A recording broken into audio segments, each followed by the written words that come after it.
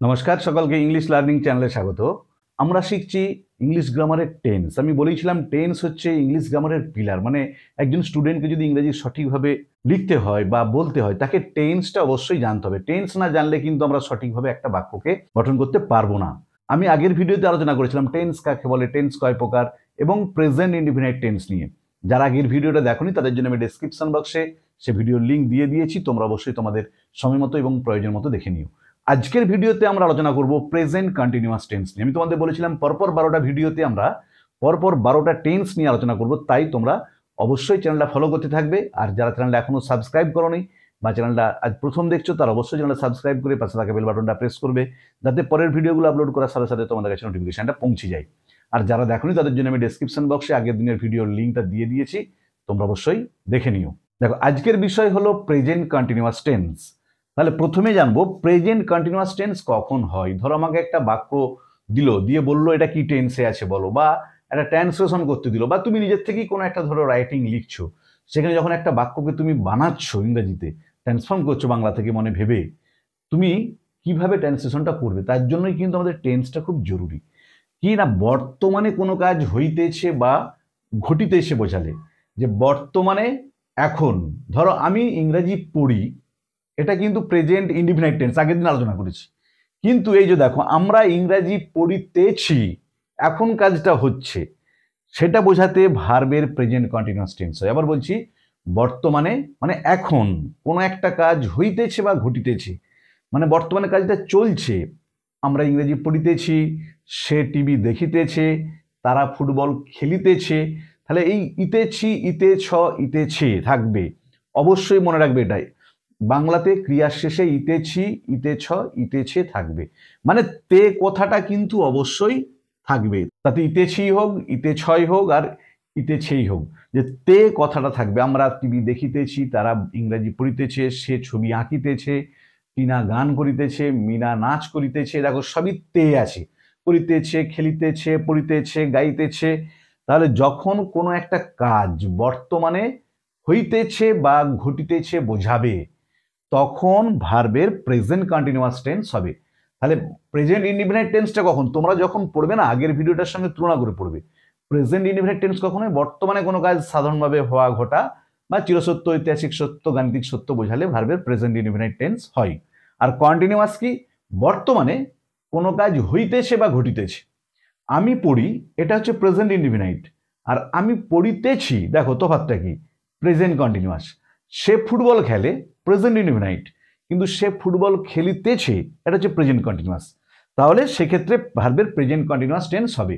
তাহলে যখন আমরা বাক্যটাকে দেখে বুঝলাম এটা প্রেজেন্ট কন্টিনিউয়াস টেন্স হবে, বা আমরা মনে মনে যে বাক্যটাকে ইংরেজিতে লেখার জন্য ভেবেছি, ট্রান্সলেশন করার জন্য ভেবেছি, সেটা যখন বুঝতে পারলাম এটা প্রেজেন্ট কন্টিনিউয়াস টেন্স, তখন বাক্যটার সেন্টেন্স স্ট্রাকচারটা, বাক্যের গঠনটা কিভাবে খুব ভালো করে মনে রাখতে হবে। যে যখন আমরা বাক্যটা তৈরি করব, কিভাবে তৈরি করব, দেখো প্রথমে হবে S plus B plus V I N G plus O. মানে কি, যখন আমরা ট্রান্সলেশন করব প্রথমে বসবে এস, মানে হচ্ছে সাবজেক্ট, আমি আগের দিনই বলেছি। দেখো আমরা আলোচনা করছি প্রেজেন্ট কন্টিনিউয়াস টেন্স নিয়ে। বিভার্ব, প্রেজেন্ট কন্টিনিউয়াস টেন্সে বিভার্বটা কি বসবে, প্রেজেন্ট টেন্সে বিভার্ব হচ্ছে অ্যাম, ইজ, আর। মানে হয় অ্যাম বসবে, না হয় ইজ বসবে, না হয় আর বসবে।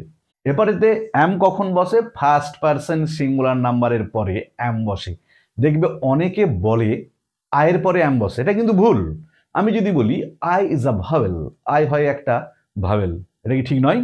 আমি যদি বলি I is a letter, I হচ্ছে একটা অক্ষর, এটা কি ঠিক নয়? তাহলে আই মানে যখন আমি অর্থে ব্যবহার করব, সেই জন্য আমরা কি বলবো, ফার্স্ট পারসন সিঙ্গুলার নাম্বারের পরেই কেবলমাত্র অ্যাম বসবে। ভালো করে কথাটা খেয়াল করবে। ফার্স্ট পারসন সিঙ্গুলার নাম্বার মানে আই যখন আমি অর্থে ইউজ হবে, সেক্ষেত্রেই কিন্তু অ্যাম বসবে প্রেজেন্ট টেন্সে।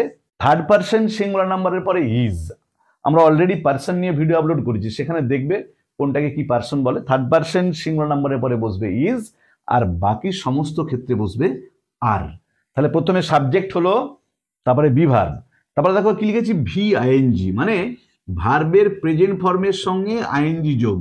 সবসময় মনে রাখবে আইএনজি যোগটা সবসময় ভার্বের প্রেজেন্ট ফর্মের সঙ্গেই হয়, কখনো পাস্ট বা পাস্ট পার্টিসিপল ফর্মের সঙ্গে আইএনজি যুক্ত হয় না। তাহলে ভি আইএনজি বলতে ভার্বের ওয়ান ফর্ম, মানে প্রেজেন্ট ফর্ম, তার সঙ্গে আইএনজি যোগ, তারপরে other part of the sentence. তাহলে যখনই আমরা সেন্টেন্সটা দেখে বুঝলাম এটা প্রেজেন্ট কন্টিনিউয়াস টেন্সে আছে, সঙ্গে সঙ্গে আমরা বাক্যের গঠনটাকে স্থির করে ফেললাম যে আমাদেরকে বাক্যটাকে এইভাবে সাজাতে হবে।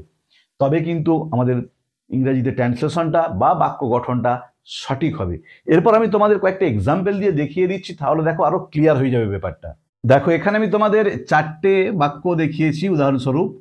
তোমরা এইভাবে কিন্তু আরো নিজেরাই সেন্টেন্স বাংলাতেই লিখবে, লিখে তার ট্রান্সলেশন করবে, তাহলে কিন্তু তোমরা পারফেক্ট শিখে যাবে। যত বেশি প্র্যাকটিস করবে তত কিন্তু পারফেক্ট হবে শেখাটা। আমি কি বলেছিলাম, continuous tense, present continuous tense মানে দেখো তে থাকবে। দেখো পড়িতেছি, খেলিতেছে, দেখিতেছে, শুনিতেছ। বা কি বলেছিলাম, ইতেছি, ইতেছ, ইতেছে থাকবে। দেখো ইতেছি, ইতেছে, ইতেছ। হয় ইতেছি, ইতেছে, ইতেছটা মনে রাখবে প্রেজেন্ট কন্টিনিউয়াস টেন্সে, না হলে কিন্তু তেটা মনে রাখবে যে তে থাকবে। যখনই তুমি দেখলে ইতেছি মানে বাংলায় ক্রিয়াপদ্ধতি ইতেছি, ইতেছ বা ইতেছে আছে, এটা কিন্তু চেনার সহজ নিয়ম, তখনই জানতে পারবে সেটা কিন্তু প্রেজেন্ট কন্টিনিউয়াস টেন্স, যে হয় ইতেছি, নাহলে ইতেছ, নাহলে ইতেছে থাকবে। তাহলে যখন তুমি দেখলে হ্যাঁ দেখো প্রত্যেকটা বাক্যে ইতেছি আছে, ইতেছে আছে, ইতেছে আছে, ইতেছ আছে, তাহলে এটা প্রেজেন্ট কন্টিনিউয়াস টেন্স তুমি ধরে ফেললে প্রত্যেকটা সেন্টেন্সই আছে। এবারে ট্রান্সলেশন করতে গেলে কি করতে হবে, আমি যে নিয়মটা তোমাদের বললাম, সেন্টেন্স স্ট্রাকচারটা গঠনটা S plus B plus V I N G plus O, মানে সাবজেক্ট বিভার মানে অ্যামিজার, ভার্বের সঙ্গে আইএনজি, তারপরে other part of the sentence. দেখো এখানে কি করব, আমরা ইংরাজি পড়িতেছি, তাহলে সাবজেক্টকে আমরা প্রথমে লিখবো উই। তারপরে দেখো আমি কি বলেছিলাম, আমি যখন যখন আমি অর্থে ব্যবহৃত হবে, মানে ফার্স্ট পার্সন সিঙ্গুলার নাম্বারের পরে অ্যাম, আর থার্ড পার্সন সিঙ্গুলার নাম্বারের পরে ইজ, বাকি সব ক্ষেত্রে প্রেজেন্ট টেন্সে আর। তাহলে এটা যেহেতু ফার্স্ট পার্সন প্লুরাল নাম্বার, তাহলে কি হবে, উই আর। এবারে দেখো পড়া, পড়াটা হচ্ছে রিড, রিড ভার্বের সঙ্গে কি যুক্ত হবে, আইএনজি। আমি বলেছি আবার কিন্তু মনে করিয়ে দিচ্ছি যে ভার্বের সবসময় প্রেজেন্ট টেন্সের সঙ্গেই কিন্তু আইএনজি ফর্মটা যুক্ত হয়, মানে কখনো ওয়েন্টিং হবে না, সবসময় গোয়িং, কখনো গেভিং হবে না, সবসময় গিভিং।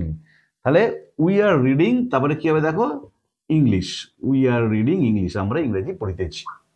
দ্বিতীয় কেজি দেখো সে ফুটবল খেলিতেছে, তাহলে সাবজেক্ট কে এখানে, সে, হি। দেখো সে সাবজেক্টটা যেহেতু সে থার্ড পার্সন সিঙ্গুলার নাম্বার, তাই এখানে বিভাবটা হলো ইজ, হি ইজ। এবারে দেখো খেলা ভার্ব, প্লে, তার সাথে আমরা কি যুক্ত করব, I N G, he is playing, other part হচ্ছে ফুটবল, বা এই বাক্যে এটা অবজেক্ট। তাহলে হি ইজ প্লেইং ফুটবল, সে ফুটবল খেলিতেছে। এরপরে দেখো তাহারা টিভি দেখিতেছে, তাহলে এখানে সাবজেক্টকে তাহারা, তাহলে আমরা কি লিখবো, দে। তারপরে দেখো বিভাব কি হবে, অনেকজনকে বোঝাচ্ছে, থার্ড পার্সন প্লুরাল নাম্বার, আর হলো দে আর। দেখার ইংরেজি হচ্ছে ওয়াচ, তার সাথে আমরা আইএনজি যোগ করব, দে আর ওয়াচিং টিভি। তাহলে অ্যান্সারটা কি হলো, দে আর ওয়াচিং টিভি। এবারে দেখো তুমি গান শুনিতেছো, তাহলে এখানে সাবজেক্টকে না তুমি, ইউ, সেকেন্ড পার্সনের পরেও আর বসে আমরা জানি, তাহলে ইউ আর। এবারে দেখো যখন গান শোনা বলবে তখন সেটা লিসেন বলবে, হিয়ার নয়, লিসেন।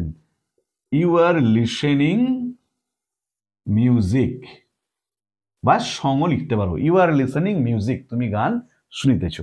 তাহলে ওই পদ্ধতিটা বা ওই সেন্টেন্স স্ট্রাকচারটা ইউজ করে দেখো আমরা প্রত্যেকটা ট্রান্সলেশন করলাম প্রেজেন্ট কন্টিনিউয়াস টেন্সের। তাহলে তোমরাও যদি ওই সেন্টেন্স স্ট্রাকচারটাকে মেনটেন করে নিজেরা বাক্য নিজেরাই এক্সাম্পল হিসাবে দেবে, বা কোশ্চেন ব্যাংক আছে তোমাদের, কোশ্চেন ব্যাংক থেকে প্র্যাকটিস করবে যে প্রেজেন্ট কন্টিনিউয়াস টেন্সের কি কি ট্রান্সলেশন করতে দেওয়া আছে, সেগুলো নিয়ে যত বেশি প্র্যাকটিস করবে তত তোমাদের ইংরেজি লেখাটা বা ইংরেজি বলাটা কিন্তু পারফেক্ট হবে। তাহলে আজকের ভিডিওতে আমরা আলোচনা করলাম প্রেজেন্ট কন্টিনিউয়াস টেন্স কখন হয়, প্রেজেন্ট কন্টিনিউয়াস টেন্স হলে বাক্যের গঠনটা কি হবে। এরপরে দেখো এখানে তোমাদের অনেক সময় কি করে, একটা সেন্টেন্সকে প্রেজেন্ট ইনডিফিনাইট টেন্সে দিয়ে দিল, দিয়ে বললো এটাকে transform into present continuous tense, present continuous টেন্সে রূপান্তর করো। তোমরা যখন রূপান্তরটা করবে কি করবে, আমি পরের দিন এক্সাম্পল দিয়ে দেখিয়ে দেবো। মানে যে টেন্সে রূপান্তর করতে বলছে তার যেটা সেন্টেন্স স্ট্রাকচার, বাক্যের গঠন, সেই অনুযায়ী শুধুমাত্র ভার্বের ফর্মগুলোকে চেঞ্জ করে দিতে হবে।